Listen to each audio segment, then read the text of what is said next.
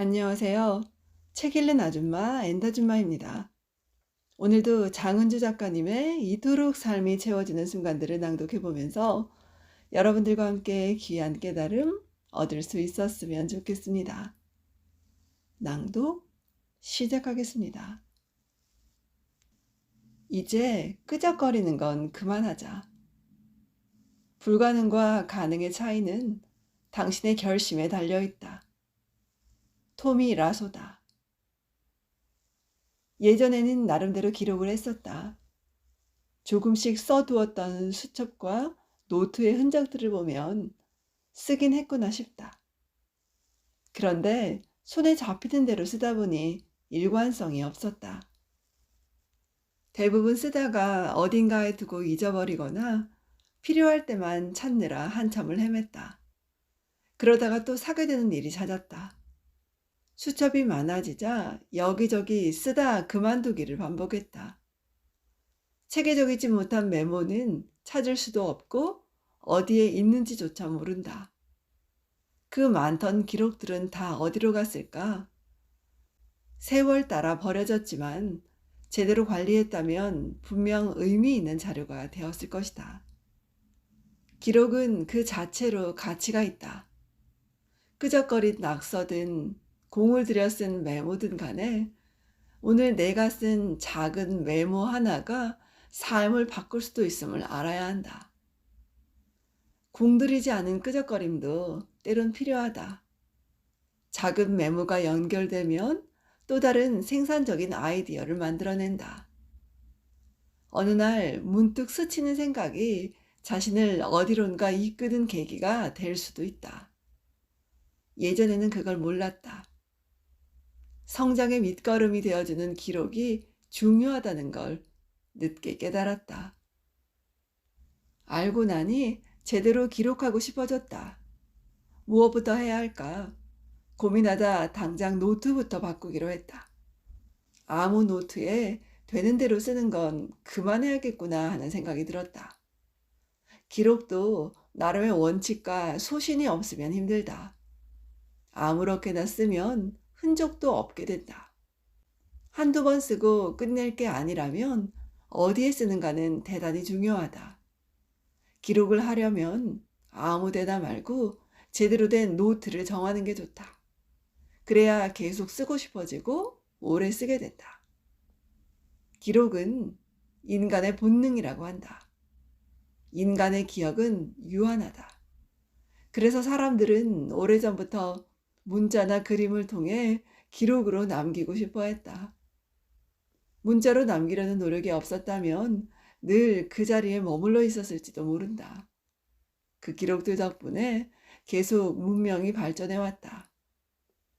기록은 개인이나 사회에서 아주 중요한 부분을 차지한다.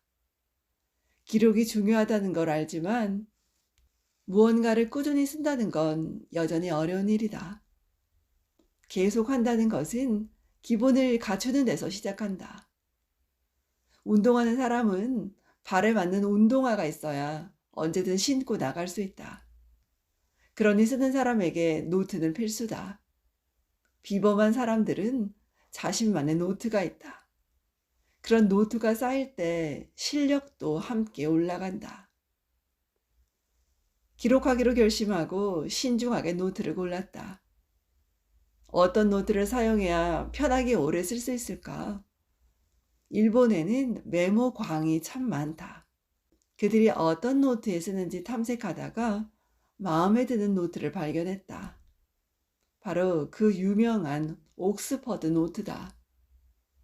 문구점에 가면 흔히 볼 수 있어서 이름을 들어본 적이 있다. 눈길만 주었고 한 번도 써보지는 않았다. 기본을 갖추기 위해 노트를 집중 탐구해봤다. 노트라고 해서 다 같은 게 아니었다. 사이즈도 다양했고 크기에 따라 용도가 달랐다. 이제까지 대체로 A4 크기의 노트만 써왔다. 그다지 실용적이지 않았다. 가방 안에 넣으면 꽉 차는 느낌이 들었다. 부피가 있으니 많이 들고 다닐 수도 없었다. 노트가 크면 불편해서 자주 쓰지 않게 된다. 기록에 익숙하지 않은 상황에서 자주 쓰려면 무엇보다 들고 다니기 편해야 했다.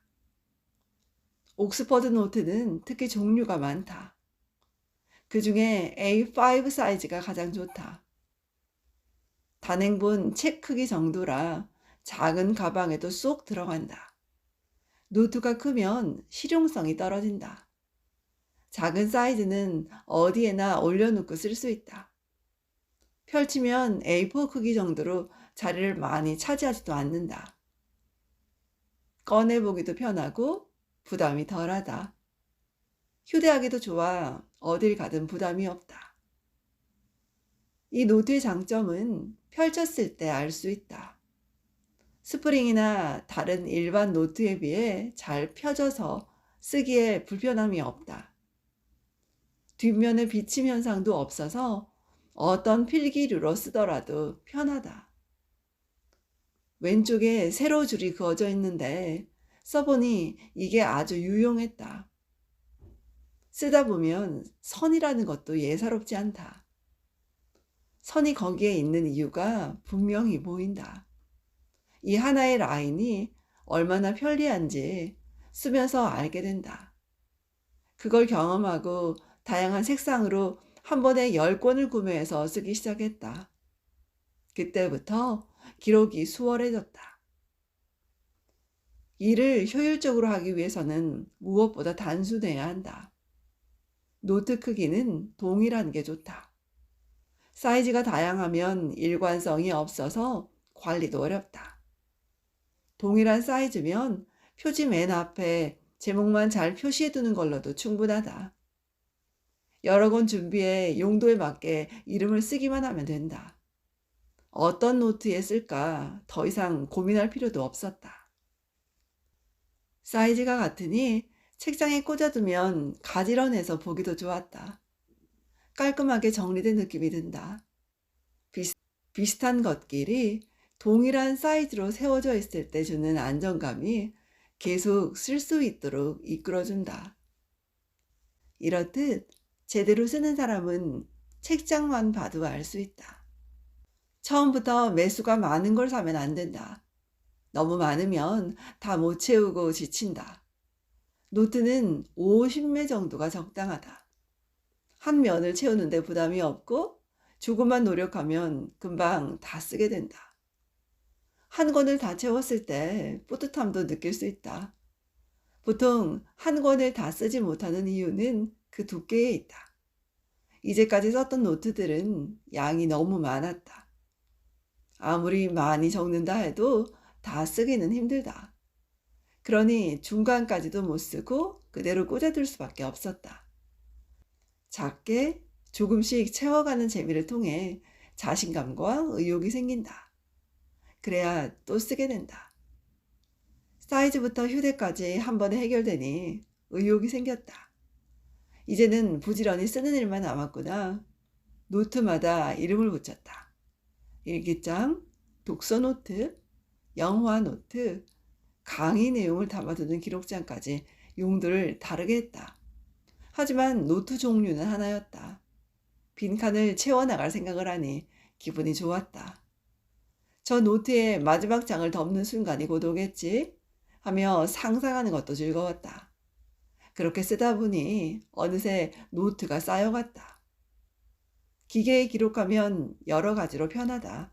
하지만 그것에 익숙해져 있으면 나중에는 더 불편한 상황과 마주하게 된다. 아무리 편해도 노트는 차원이 다르다. 작은 노트 한 권에 생각을 담아두면 그 위력은 엄청나다. 기본을 갖추듯 마음에 드는 노트를 하나 정하고 외쳐보자. 이제 끄적거리는 건 그만하자라고. 기록하려면 그렇게 결심하는 순간이 필요하다. 지금까지 장은주 작가님의 이토록 삶이 채워지는 순간들을 낭독해 보았습니다. 오늘도 좋은 날 되십시오, 여러분. 엔다즈마였습니다. 고맙습니다.